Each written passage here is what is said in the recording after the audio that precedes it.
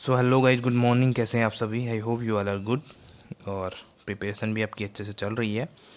Daily current affair की series में आज फिर से हम करने वाले हैं जो टॉप का 10 इवेंट्स हैं रिलेटेड टू इंटरनेशनल पॉलिटिक्स और वी कैन से स्पोर्ट्स और इकोनॉमी रिलेटेड टॉपिक्स। तो इसमें हम देखते हैं कि क्या से 18 जून से रिलेटेड हमारे इंपॉर्टेंट टॉपिक होने वाले हैं जो रिलेवेंट होंगे सारे एग्जाम्स में, जो अपकमिंग एग्जाम्स हैं उसके लिए या हमारे जनरल नॉलेज को इन्हेंस करने के लिए। तो चलिए स्टार्ट करते हैं। चैनल पर नए हैं तो चैनल को जरूर सब्सक्राइब करें ताकि आने वाले टाइम पे ऐसी वीडियो आपको का नोटिफिकेशन आपको अपने फ़ोन पे आसानी से मिल पाए। चलिए इसको स्टार्ट करते हैं। S3I acquires stake in the Acme solar project. देखिए यहाँ पर राजस्थान में एक्मे सोलर प्रोजेक्ट चलाया जा रहा है जो एक्मे कंपनी है उसके द्वारा। तो इस पर अभी स्टेक होल्डिंग की है हमारी जो डेनमार्क के है और यूनाइटेड नेशंस की कंपनी है उन्होंने। देखते हैं इसके बारे में। Denmark's fund IFU and United Nations office for project service, United Nation office for project service S3I जिसको नाम दिया गया है, have required 39% and 10% stake respectively in Acme solar holdings limited 250 megawatt solar project in Rajasthan. यानी कि जो Acme solar project है उसके अंदर यहाँ पे राजस्थान में 250 मेगावाट का सोलर प्रोजेक्ट यहाँ पे चलाया गया है। ठीक है, 250 मेगावाट बेसिकली उसकी कैपेसिटी है। उसमें जो हमारे दो डेनमार्क का जो है IFU और यूनाइटेड नेशंस का S3I, ठीक है, इन्होंने यहाँ पे स्टेक होल्डिंग की है। 39% डेनमार्क की फंड IFU ने की है और 10% स्टेक होल्डिंग की है हमारे जो United Nations office for project service S3I ने। ठीक है, किस चीज़ के लिए यहाँ पे स्टेक होल्डिंग की है? स्टेक होल्डिंग का मतलब ये है कि उसमें उन्होंने इतना हिस्सेदारी ली है। ठीक है, उसको स्टेक होल्डिंग बोला जाता है। वो किया गया है राजस्थान में जो एक तरह से आपकी सोलर की कैपेसिटी को, सोलर के जो एक्सपेंशन के लिए, सोलर एनर्जी के जो आपके रिन्यूएबल एनर्जी सोर्स है, इसको एक तरह से बढ़ाने के लिए इसमें स्टेक होल्डिंग यहाँ पे ली गई है। Acme solar holds the majority of 51% stake in the project. यानी कि जो एक्मे कंपनी है उसने यहाँ पे 51% की जो स्टेक होल्डिंग ली है। सबसे ज़्यादा स्टेक होल्डिंग एक्मे के पास है, मोर देन 50%, यानी कि 51% की यहाँ पे इसके पास मेजोरिटी है। Which has a total investment requirement of the euro 150 million. यानी कि इसमें टोटल जो रिक्वायरमेंट है इन्वेस्टमेंट की वो है 150 मिलियन यूरो में दिया गया है यहाँ पे। And was awarded by state run solar energy corporation of India limited. और ये किसके द्वारा रन किया जाएगा? ये प्रोजेक्ट रन किया जाएगा solar energy corporation of India limited SECI के द्वारा इसको रन किया जाएगा इस प्रोजेक्ट को। तो ये बात थी हमारी जो राजस्थान के अंदर हमारा प्रोजेक्ट है, कौन सा? एक्मे सोलर प्रोजेक्ट, जिसमें 250 मेगावाट की कैपेसिटी का यहाँ पे जो एम किया गया है, उसको लक्ष्य रखा गया है। तो उसको यहाँ पे अकॉम्प्लिश करने के लिए हमारी जो डेनमार्क की फंड IFU है और यूनाइटेड नेशंस का जो S3I है, इन दोनों ने यहाँ पे स्टेक होल्डिंग करी है 39% और 10% रिस्पेक्टिवली। ठीक है, और मेजोरिटी होल्डिंग जो है वो एक्मे के पास ही है जो 51% की यहाँ पे है। राइट, चलिए नेक्स्ट न्यूज़ की तरफ बढ़ते हैं। सेकंड न्यूज है Kerala approve silver line project work. Basically silver line है क्या? ये सिल्वर लाइन है आपके जो हाई स्पीड ट्रेन के लिए जो पटरी बनाई जाएगी। ठीक है, ताकि आने वाले टाइम में जो रूट्स हैं उसमें कम से कम ट्रैवलिंग का टाइम लग पाए, इसके लिए यहाँ पे सिल्वर लाइन प्रोजेक्ट को लाया गया है। ठीक, चलिए देखते हैं इसके बारे में। The Kerala approve cabinet has approved to begin acquiring land for Silver Line, its flagship semi high speed railway project. यानी कि ये किसके लिए यूज किया जाएगा, किसके लिए है ये project? Semi high speed railway project के लिए इस प्रोजेक्ट को लाया गया है जिसका नाम है silver project work. It is aimed at reducing travel time between the states northern and southern and. यानी कि ये क्या करेगा, इस पटरी के द्वारा यहाँ पे टाइम पीरियड कम हो जाएगा। किसके बीच में? आपके नॉर्थ केरला और साउथ केरला के बीच में ये जो टाइम पीरियड है उसको कम करने के लिए इसको यहाँ पे बेसिकली इस प्रोजेक्ट को लाया गया है। The project एंटेल्स building a semi high speed railway corridor through the state linking it's southern and the state capital Thiruvananthapuram with its northern end of Kasaragod. यानी कि जो आपका ये रेलवे लाइन बनेगी, जो semi high speed railway line बनेगी, corridor इसको बनाया जा रहा है, जो क्या करेगा, लिंक करेगा हमारे southern and state of capital Thiruvananthapuram को और साथ ही नॉर्थर्न एंड का जो है कासारगोड को, इन दोनों को ये लिंक करने का काम करेगा। और इसके बीच में जो ट्रैवल टाइम है उसको यहाँ पे कम हो जाएगा ऑटोमेटिकली, क्योंकि अगर हाई स्पीड ट्रेन की लाइन यहाँ पे, कॉरिडोर यहाँ पे बनेगा तो ऑब्वियस सी बात है यहाँ पे ट्रैवलिंग टाइम यहाँ पे घट जाएगा, उससे काफ़ी यहाँ पे लोगों को हेल्प मिलेगी। नेक्स्ट न्यूज़ है वो है vacancies for Nepali women in the military police. यहाँ पे पहली बार ऐसा किया गया है, फर्स्ट टाइम इंडिया में, कि नेपाली वुमेन्स को यहाँ पे एप्लीकेशन के लिए बुलाया गया है कि आप अप्लाई कर सकते हैं इंडियन आर्मी में, अगर आपको एक तरह से आपको सर्विस देनी है तो। In the first the Indian army has open vacancies for Nepali women in the military police, यानी कि नेपाली वुमेन के लिए पहली बार यहाँ पे मिलिट्री पुलिस ने क्या करा है, हमारे वैकेंसी निकाली है। क्या डिटेल है वैकेंसी की देख लेते हैं। The Indian embassy in the Kathmandu has release announcement calling for eligible Nepali females to submit their application online, यानी कि वहाँ पे जो हमारे असेंबली है, आपकी इंडियन एम्बेसी है हमारी काठमांडू में, तो उन्होंने वहाँ पे एक प्रेस रिलीज जारी किया है कि जो भी एलिजिबल कैंडिडेट हैं वो यहाँ पे अप्लाई कर सकते हैं, ऑनलाइन इसका एप्लीकेशन होगा। As per the criteria those who have passed class 10 age between 16 to 21 years और above who were born between October 1, 2000 to between April 1st of 2004 can apply. यहाँ पे क्राइटेरिया बताया गया है कि क्लास 10 उसके जो एजुकेशन क्वालिफिकेशन है उसको रखा गया है, एज रखी है 16 to 21 के बीच में, और साथ ही बताया गया है कि 16 to 21 कैसे हो जाएगी, 1 अक्टूबर 2000 से अप्रैल 1 2014 के बीच में उसने बॉर्न किया, उसने जन्म लिया होना चाहिए, तो उसकी एज इतनी निकल के आएगी। तो ये पहली बार हमारे इंडियन आर्मी का इनिशिएटिव है for Nepali women in military police. फिर है चांदनी चौक से रिलेटेड। चांदनी चौक को यहाँ पे नोटिफाई कर दिया है नॉन मोटराइज्ड रोड के तौर पे फ़िलहाल के लिए, क्योंकि यहाँ पे काम चल रहा है। देखिए देख लेते हैं। A gazette notified has been notified the Chandni Chowk road on non motorized zone between 9 AM to 9 PM। यहाँ पे इसको नॉन मोटराइज कर दिया, यानी कि गाड़ियों को चलने को बंद कर दिया गया है। यहाँ पे 9 AM से 9 PM, सुबह 9 बजे से रात के 9 बजे तक इसमें किसी प्रकार के कोई वाहन नहीं चलेंगे चांदनी चौक वाली जो रोड है उस पर। According to this notification motorised vehicle will be allowed on the road only during an emergency, यानी कि किसी एमरजेंसी के चलते ही यहाँ पे इनको यहाँ पे अलाउड किया जाएगा इस रोड में व्हीकल को, और अदरवाइज यहाँ पे रिस्ट्रिक्शंस हैं। The 1.3 kilometre stretch has been under redevelopment since December 1st of 2018 and was targeted to be completed by November 2020। क्योंकि यहाँ पे क्या चल रहा है, 1.3 किलोमीटर का एक लंबा जो आपका रीडेवलपमेंट का काम चल रहा है, जो आपका 1 दिसंबर 2018 से चल रहा है और इसको नवंबर 2020 तक इसको कंप्लीट करना था, राइट। तो इसके चलते यहाँ पे इसको नॉन मोटराइज्ड कर दिया गया। नेक्स्ट न्यूज है compensation for salt pan workers. अब गुजरात में ये कहा गया सॉल्ट पैन वर्कर क्या होता है, जो हमारे लिए जो क्या करते हैं समुद्र के किनारे जो आपका सॉल्ट होता है, नमक बनाने के काम होता है, उसमें यहाँ पे काम करते हैं सॉल्ट पैन वर्कर उनको बोला जाता है। तो देख लेते हैं। Gujarat CM Vijay Rupani has announced a compensation of ₹3000 per acre for salt pan worker who incurred losses due to cyclone Tauktae जो साइक्लोन था जो वो आया था हमारे देश में, जिसने काफ़ी तबाही भी मचाई थी, ठीक है। तो उसके चलते जो हमारे सॉल्ट पैन वर्कर हैं, यानी कि जो नमक के काम में लगे हुए हमारे वर्कर थे जो कोस्टल पे काम करते थे, तो उनके लिए कंपनसेशन यहाँ पे 3000 रुपीज़ का है, जो 3000 रुपीज़ पर एकड़ के हिसाब से उनको दिया जाएगा। क्योंकि इस जो तौकते साइक्लोन था उसकी वजह से पूरा जो नमक का बिज़नेस था वो एकदम से पूरा सब कुछ बह गया, तो उनको काफ़ी यहाँ पे नुकसान हुआ, ठीक। जो वर्कर थे उनको काफ़ी इकोनॉमिक कंडीशन उनकी डाउन हो गई इस वजह से। तो इसके लिए इनको ओवरकम करने के लिए विजय रूपानी जी द्वारा ये एक स्कीम लाई गई है। The government had conducted A survey of losses incurred by the salt pan worker. Government ने यहाँ पे एक सर्वे भी किया था इससे रिलेटेड कि हमारे जो सॉल्ट पैन वर्कर हैं उनको यहाँ पे इस जो तूफान था, इससे जो आपका साइक्लोन था, इससे यहाँ पे कितना नुकसान हुआ है, इसके चलते एक यहाँ पे सर्वे कंडक्ट किया गया था।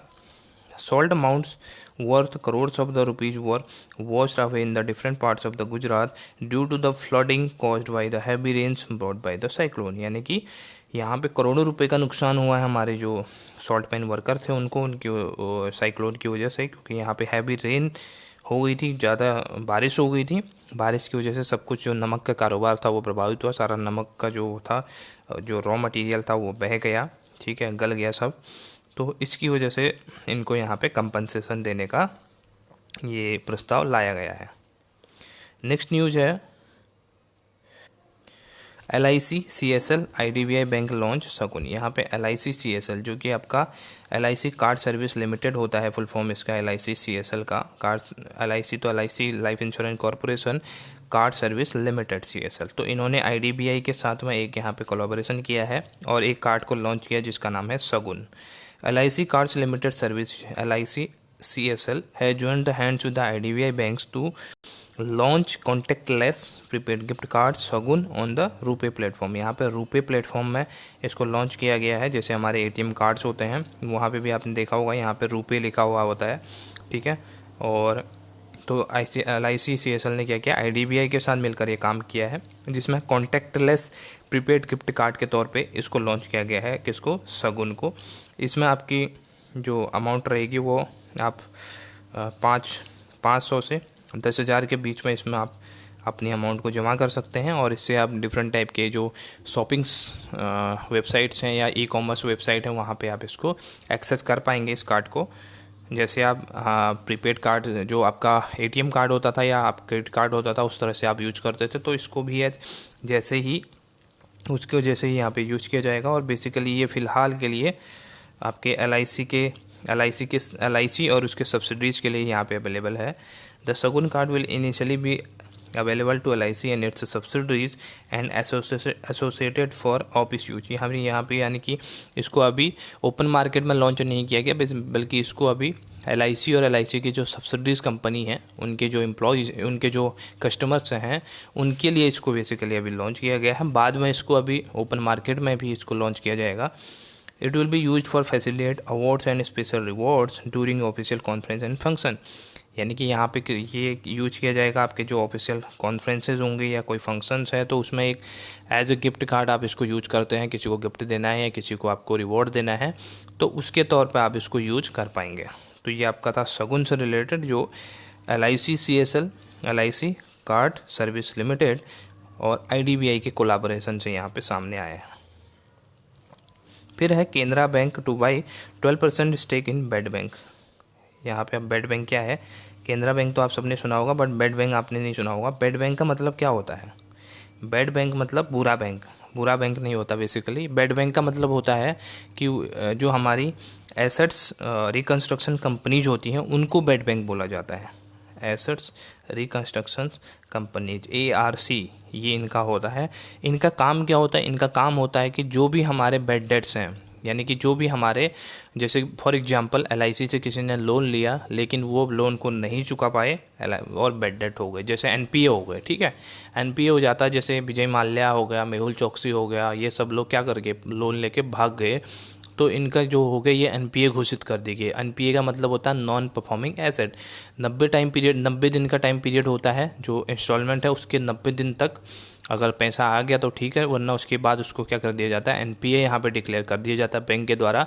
तो ARC क्या करती है, एसेट रिकन्स्ट्रक्शन कंपनीज क्या करती हैं, वो पैसा जो कि बैंक रिकवर नहीं कर पाया उनसे वो उस टाइप के जो डेटर हैं जिन्होंने पैसा देना है उनको वो खुद खरीद लेती हैं, उनको वो ले लेती हैं, ठीक है। तो उसके बाद क्या करती हैं वो, जैसे SBI से उन्होंने, SBI के पास में NPA पड़ा था 20 करोड़ का, तो 20 करोड़ रुपए क्या ARC अपने पास ले लेगी और जो SBI की बैलेंस शीट है वो एकदम क्लीन हो जाएगी, ठीक है। उनका जो बेड डेट था एकदम से वो ख़त्म हो गया पूरा, उनका एक तरह से वो बेच दिया उन्होंने, तो वो रिकवर हो गया। तो फिर उसके बाद ARC एसेट रिकन्स्ट्रक्शन कंपनीज क्या करेंगे, इसको रिकवर करने की कोशिश करेंगे। जो 20 करोड़ का था उन्होंने जो ख़रीदा है, ये बेड डेट जो ख़रीदा है, बेड लोन जिसको बोलते हैं या NPA जिसको बोलते हैं, तो ये ख़रीदा, तो इसको रिकवर करेंगे अपने तरीके से, उसको रिकवर करने की कोशिश करेंगी, वो पैसा लेने की कोशिश करेंगे। तो ये काम होता है हमारा ARC का।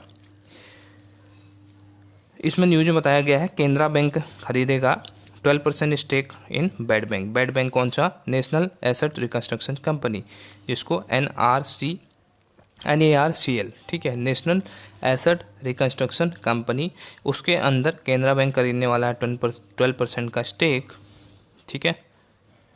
यहाँ पे बताया गया है a bad bank refers to financial institution that takes over the bad asset of the lender and undertake resolution. ये बताया गया है यहाँ पे, जो मैंने आपको समझाया कि बेड बैंक होता क्या है, जो आपके बेड लोन्स या आपके NPAs को ख़रीद लेता है और उसके बाद उसका एक तरह से आपका उसको वो कर देता है, रिजोल्यूशन करता है उसका, यानी कि उससे पैसा वसूलने की यहाँ पे वो तरीके आजमाता है। The bank has sought approval from the Reserve Bank of India for participating in NARCL as a sponsor contributing at 12% stake. यानी कि ये क्या करेगा, Canara bank as a sponsor यहाँ पे काम करेगा, क्योंकि इसने 12% यहाँ पे इसका स्टेक खरीद लिया है। तो ये आपका उसके लिए, किसके लिए? NARCL के लिए स्पॉन्सर बैंक के रूप में यहाँ पे काम करेगा। इसकी यहाँ पे अप्रूवल भी ले ली गई है रिजर्व बैंक ऑफ इंडिया से, राइट।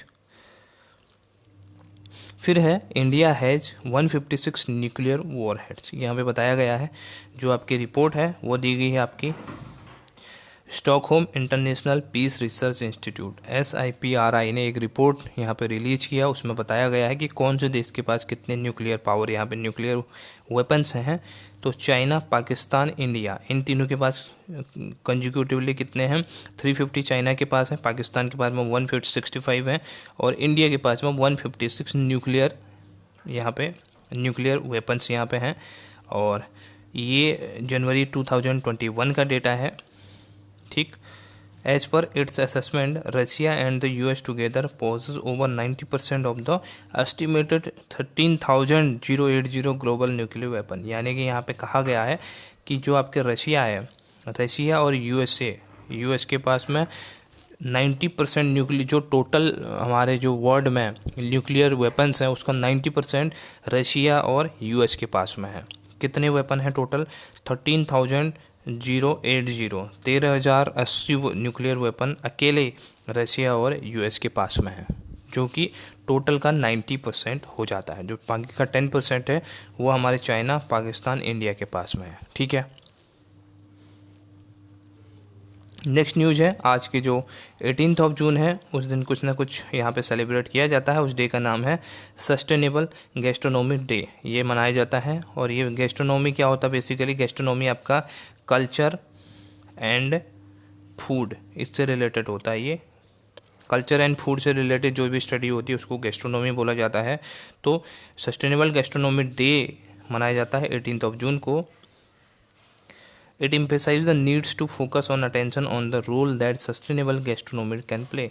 गैस्ट्रोनॉमी यानी कि जो फूड एंड कल्चर होता है, जो ईटिंग हैबिट्स होती है, उन सब की यहाँ पे जो नीड्स है, उनकी जो हमारे जो सोसाइटी है उसको नीड्स है, उसको एम्फेसाइज करने के लिए ये डे को यहाँ पे रिकॉग्नाइज किया गया। Gastronomy is called the art of food and can also refer to the style of cooking from the different particular region. यहाँ पे गैस्ट्रोनॉमी किसको कहा गया है? इसको कहा गया आर्ट ऑफ फूड, कल्चर को भी यहाँ पे कहा जाता है, और साथ ही यहाँ पे स्टाइल ऑफ कुकिंग, यानी कि अलग अलग जो हमारे रीजन हैं वहाँ पे कैसे किस तरह की कुकिंग की जाती है, कैसा खाना यहाँ पे खाया जाता है, तो कैसे यहाँ पे सब चीज़ें की जाती हैं, कल्चर कैसा है, तो ये सब की स्टडी यहाँ पे गैस्ट्रोनॉमी के अंदर की जाती है। और इसी को रिकॉग्नाइज करने के लिए, इसी को एम्फेसाइज करने के लिए, इसको बढ़ावा देने के लिए सस्टेनेबल गैस्ट्रोनॉमी डे 18 जून को यहाँ पे मनाया गया, हर साल मनाया जाता है। The UN general assembly adopted on 21 December 2016 its a resolution and designated 18 June as sustainable gastronomy day. ठीक है, ये 2016 में यहाँ पे डेजिग्नेट किया गया था। ठीक, तो गाइज ये थे हमारे आज के जो इम्पोर्टेंट टॉपिक, जो जनरल नॉलेज कहें या जनरल अवेयरनेस कहें या करंट अफेयर से रिलेटेड थे।